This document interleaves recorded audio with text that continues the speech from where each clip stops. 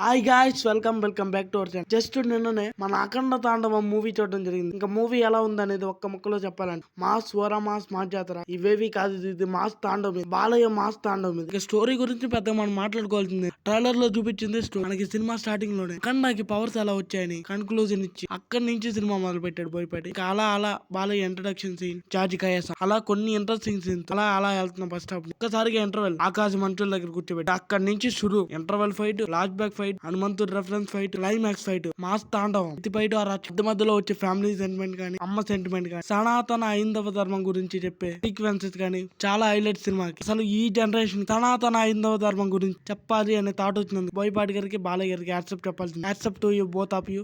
ఈ మూవీ అన్ని రకాల ఆడియన్స్ ని సాటిస్ఫై చేస్తారు. కానీ ఒక్కరికి మాత్రం ఈ సినిమా కాదు, చిన్నపిల్లల కోసం కాదు ఈ సినిమా. చిన్నపిల్లలు అంటే బాడీ ఎదిగిపోయి బ్రెయిన్ ఎదగని చిన్నపిల్లల కోసం కాదు. అలాంటి చిన్నపిల్లలు థియేటర్ సైడ్ కూడా వాళ్ళు వెళ్ళొద్దు. ఫైనల్ గా ఒక్కటే